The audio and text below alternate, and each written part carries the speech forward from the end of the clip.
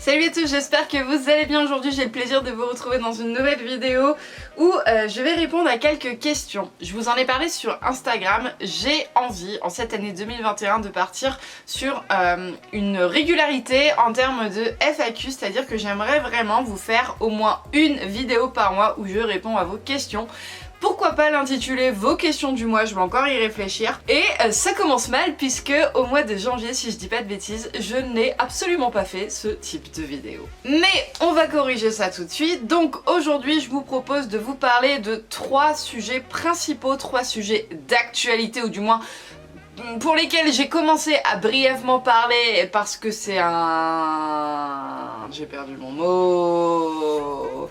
un projet, voilà, plus ou moins proche que j'ai et du coup, il est tout à fait normal que je commence à en parler maintenant. Donc ces 3 principaux sujets sont Nomad, sa santé, comment est-ce qu'il va depuis qu'il a vu le dentiste, le fameux départ de Hey-Boy et Haribo, et enfin, en dernier point, ou alors je le mettrai avant, je sais pas encore dans quel sens est-ce que je vais aborder ces sujets-là, où est-ce que j'en suis dans mon projet auto, vent, autonomie, etc. J'espère que vous êtes prêts, moi en tout cas je le suis, je suis armée d'un petit chiffon ainsi que d'un filet, tout simplement parce que bon, j'ai décidé que j'allais faire mes cuirs en même temps que j'allais parler. Voilà, on va optimiser son temps, hein, c'est parti.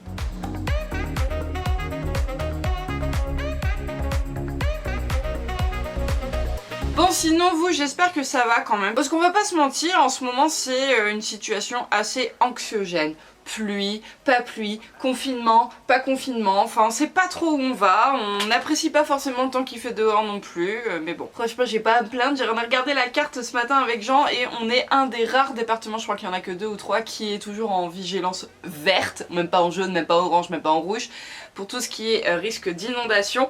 Et pourtant quand je vois l'état des prés quand je prends la route, je me dis mais mon dieu la pitrouille. Alors qu'est-ce que c'est ailleurs? Voilà, Léa, les poneys des loups, si tu passes par là, et bah bon courage à toi. Je sais pertinemment ce que tu viens de traverser avec tes poneys et c'est vraiment aquatiquement pas trop cool. Bref, pour l'entretien de mon cuir, je me suis armée de ce petit truc là qui est tout simplement de l'huile de pied de bœuf. J'en ai retrouvé, ça fait longtemps que j'en trouvais plus. C'est Sapo qui fait ça, c'est une marque de soins pour les cuirs que j'adore, vraiment je la kiffe. Savon glycérine et Sapo, déjà je l'utilise assez régulièrement et là en huile de pied de bœuf c'est la première fois que j'en trouve de chez eux, donc je vais m'empresser de l'essayer et ça c'est tout simplement pour assouplir le cuir. Voilà, une fois votre cuir est propre ou alors neuf, vous pouvez venir en fait en appliquer sur votre cuir. Bon bah là il le boit hein, clairement. En fait il faut venir l'appliquer jusqu'à ce que le cuir ne boit plus, n'aspire plus en fait le produit et ensuite vous le laissez sécher et normalement, je dis bien normalement, si vous le faites assez régulièrement, votre cuir devrait venir s'assouplir. Et là je le fais en l'occurrence pour le bridon d'Haribo, bien que je ne l'utilise pas trop régulièrement, mais c'est peut-être pour ça aussi que du coup il met du temps à s'assouplir. Mais il en a vraiment besoin et c'est vraiment pénible hein, les cuirs quand ils sont super rigides. Alors, premier point que nous allons aborder, à savoir, oh my god j'en ai mis trop, la santé de mon nono. Voilà, si vous suivez régulièrement les vidéos, vous n'êtes pas sans savoir que Nomad a été faire un petit tour en clinique il y a quelques semaines de ça, tout simplement parce qu'en fait il avait des caries qu'il fallait soigner ou alors extraire en vue de ce qu'on avait vu sur les radios que je lui ai fait passer et fort heureusement nous n'avons pas eu besoin d'extraire ses dents puisque l'infection qu'il avait dans l'une d'entre elles a été complètement guérie grâce à un traitement que j'ai dû lui donner. Non, pas besoin d'extraction, les soins ont été faits, les 9 caries ont été soignées, ça m'a coûté clairement un bras, mais mon petit nono a une bouche toute neuve, même pas besoin de lui poser un dentier ou un appareil dentaire et ça... c'est cool. Je rigole, je préfère préciser au cas où certaines personnes penseraient que c'est possible de le faire. Quoique, est-ce que c'est possible? Je sais pas. Toujours est-il que si jamais quelqu'un a vu un cheval avec un appareil dentaire, des bagues, etc., bah n'hésitez pas à m'envoyer la photo, ça m'intéresserait de voir ça, vraiment. On aurait tendance du coup à penser, et c'est ce que je pensais, hein, que du coup Nomad va aller beaucoup mieux, puisque les dents vont agir sur tout l'ensemble de son corps, hein. C'est comme pour chez nous, les humains, lorsqu'on a un souci dentaire, et eh bien ça va agir, ça peut agir sur le cœur, sur le foie, sur plein de choses, sauf que malheureusement, j'ai eu la... désagréable surprise en lui retirant sa couverture l'autre jour puisque Salomé est venue le travailler. Salomé c'est sa DP, hein, enfin son ancienne DP du moins mais qui vient de temps en temps quand même quand j'ai besoin, merci à toi d'ailleurs. Et en fait il faut savoir que Nomad, je n'avais pas enlevé sa couverture depuis 15 jours. Tout simplement parce que je ne l'avais pas travaillé, voilà, je l'ai laissé tranquille et lorsque je lui faisais un pansage, je me contentais de soulever un peu sa couverture pour enlever la terre, mais je ne l'avais pas réellement retiré. Grave erreur de ma part, puisqu'en la retirant donc 15 jours après ce fameux rendez-vous, nous nous sommes rendu compte avec Salomé qu'il avait reperdu de l'état. Alors là, grosse incompréhension étant donné que, comme je viens de le dire juste avant, maintenant qu'il est soigné, maintenant que tout va bien, en plus on a fait des examens cliniques, on a fait une coproscopie également, parce que j'en avais jamais fait, je me suis dit, allez, je suis en clinique, c'est l'occasion, il y a un crottin dans le vent, donc on va aller le ramasser, on va faire des analyses dessus. Tout semble aller bien, et pourtant, eh bien, il repère de l'état, et, alors, on l'a pas pris en flagrant délit, mais moi je suis persuadée que c'est lui. Des arbres ont de nouveau été mangés dans son pré, voilà. Et en plus il a la chiasse, ouais, ça fait quelques jours qu'il a la chiasse, et ça j'en avais déjà parlé au veto, mais c'est pour ça qu'on avait fait quelques petits examens cliniques et que rien n'en était ressorti. En fait on pense que c'est simplement en fait la température de l'eau qu'il va boire, puisqu'elle est en contact direct avec l'extérieur, mis à part quand ils sont en haut dans le pré du haut, c'est de l'eau qui est tempérée, mais l'eau qui se trouve dans le pré du bas où ils passent clairement la plupart de leur temps en journée, eh bien c'est l'eau froide, et comme il fait très froid, elle est glaciale, et l'eau froide, on sait très bien que ça donne la chiasse. Donc voilà, pas une super bonne nouvelle, ça me fait pas super plaisir non plus, et clairement ça me déprime un peu, parce que je me dis, mais mince, quand tu fais tout pour que ton cheval il aille bien et qu'au final ça va pas, qu'est-ce que tu peux faire de plus? Donc ce que j'ai fait, c'est que là je suis repartie du coup à lui faire une cure des laboratoires MSD. Vous savez, c'est la cure dont je vous avais déjà parlé, puisque le avant-après en un mois avait vraiment été fulgurant, vraiment super démonstratif, ça lui avait fait énormément de bien. Du coup je suis repartie sur cette cure-ci. Sous conseil vétérinaire de Marc et également de Cheval Énergie, je sais qu'à l'arrivée du printemps il faudra que je lui refasse une cure d'équirénal, parce que Nomade a eu des soucis de rein il y a quelques temps. En soi mon cheval a le moral, il est égal à lui-même, il a l'appétit, il va boire, il fait caca. C'est crottin, alors je suis désolée, je vous en parle, mais il faut que je vous en parle. C'est crottin, c'est un mélange en fait de chiasse et de crottin normaux. On va dire que le package qui nous sort va être normal, mais il y a quelques petites coulures et ça se voit en fait sur ses membres derrière, c'est dégueulasse. Donc je suis inquiète sans vraiment trop l'être, parce que j'ai pas vraiment l'impression que ce soit trop grave. Affaire à suivre, à surveiller, on verra s'il reprend de l'état. Après il a pas beaucoup travaillé non plus cet hiver, qu'il manque clairement de muscles, mais ça j'y suis habituée également. Nomade, depuis que je l'ai passé au pré et j'ai décidé de le mettre en pré-retraite, il travaille plus beaucoup et forcément morphologiquement il est plus au top de sa forme. Je tiens quand même à ce que mon cheval reste un minimum présentable et un minimum bien en fait, et du coup forcément je le vis pas super bien. Allez, le deuxième point que je vais aborder avec vous, on va partir sur quelque chose de beaucoup plus gai et qui me fait extrêmement plaisir. Je vous ai dit il y a peu de temps que je voulais vraiment retrouver mon autonomie, me racheter une voiture qui aurait la capacité de tracter un vent 2 places, parce que oui, j'aimerais enfin me reprendre un vent, et plus un vent 1,5 place comme j'avais avant, mais vraiment un vent 2 places pour pouvoir transporter plusieurs chevaux si besoin. Surtout que j'en ai 3 maintenant et que j'ai aussi accessoirement une meilleure amie qui n'a pas de transport et qui a un beau cheval nommé Santimo, et pourquoi pas se faire des trucs ensemble, enfin avec elle ou d'autres, j'ai d'autres amies, j'ai pas que une amie sur terre qui fait du bonnet.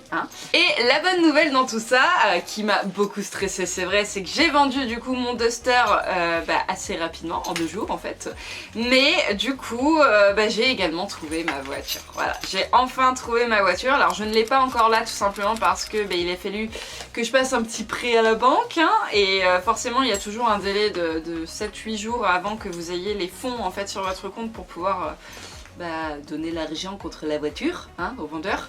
Et d'autant plus que cette voiture doit également passer la révision des 30 000 km, parce que non, ce n'est pas une voiture neuve, mais quasiment, elle a 30 000 bornes, donc c'est que dalle. Et voilà, en fait ils font la révision avant de nous la donner, ça c'est super top. Voilà, comme ça au moins on aura un suivi d'entretien, etc. Et l'autre bonne nouvelle également, c'est que le vent est en commande et qu'il arrive en février, donc ça ne saurait plus tarder, et ça c'est vraiment trop cool. Et par contre, avant d'aller le récupérer, je devrais passer, et Jean s'est inscrit en même temps que moi, à la formation du B96. On est inscrit le 12 février, donc ça va plus tarder.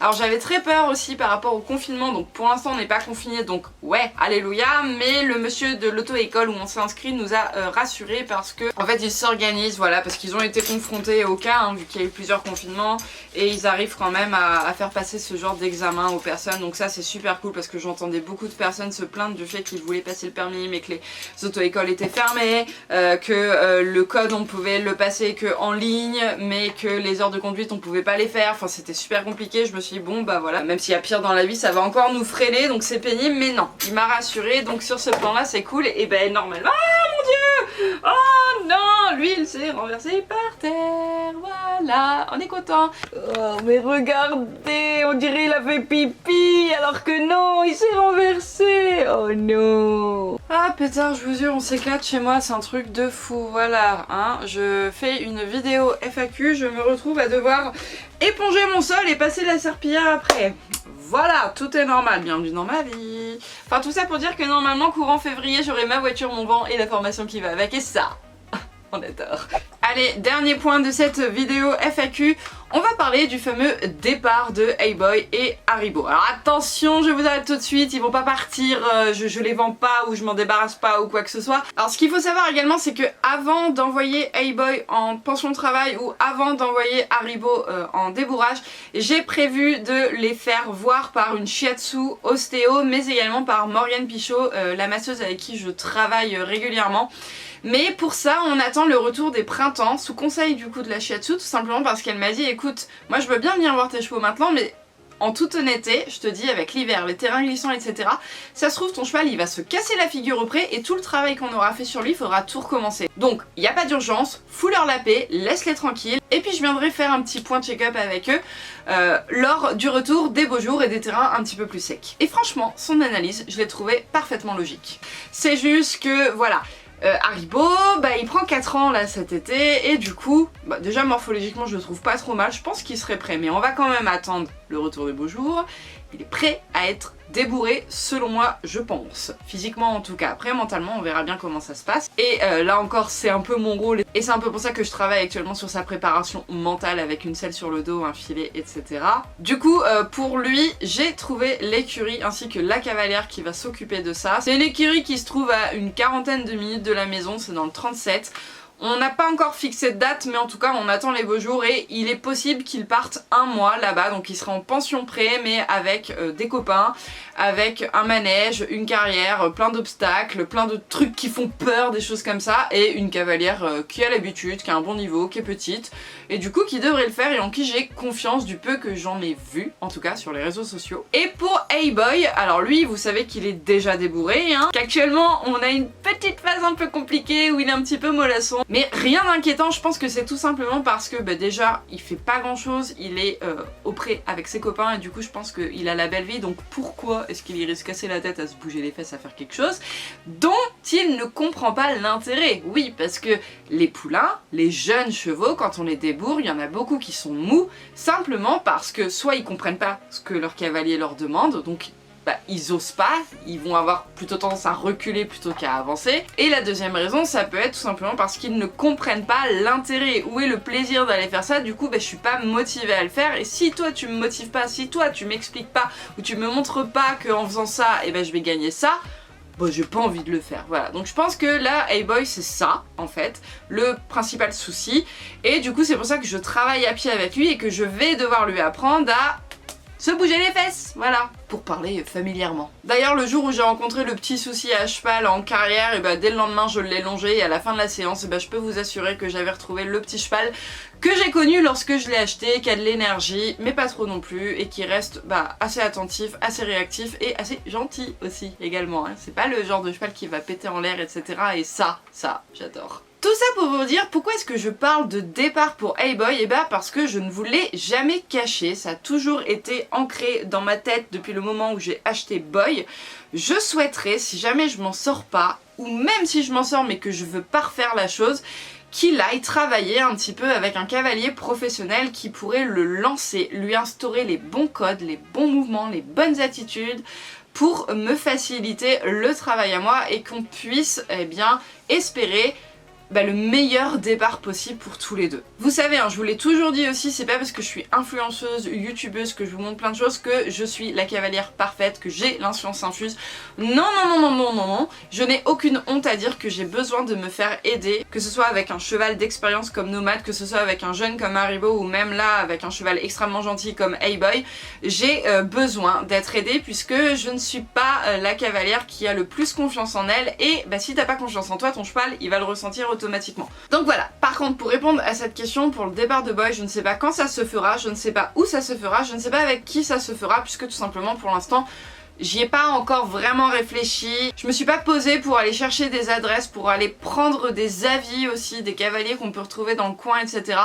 Voilà, ça on n'y est pas encore, pour l'instant je le travaille à pied. J'hésiterai pas si besoin à m'aider également pour travailler à pied, mais en tout cas Boy restera à la maison pour l'instant. Voilà, je ne sais pas si jamais vous avez, vous, dans vos connaissances, alors pas trop loin s'il vous plaît, moi il faut savoir que je suis dans le 41, donc voilà, si vous connaissez des bonnes maisons dans le coin qui pourraient m'aider à lancer mon cheval. Voilà, je cherche pas une écurie typique CSO, je cherche pas une écurie typique dressage, j'aimerais vraiment que mon cheval soit polyvalent, donc voilà. N'hésitez pas à me le mettre dans les petits commentaires. D'ailleurs, en parlant des commentaires, n'hésitez pas pour une prochaine vidéo FAQ, donc en l'occurrence celle du mois de mars, à me poser également des questions qui sont d'actualité et auxquelles je me ferai un plaisir de répondre.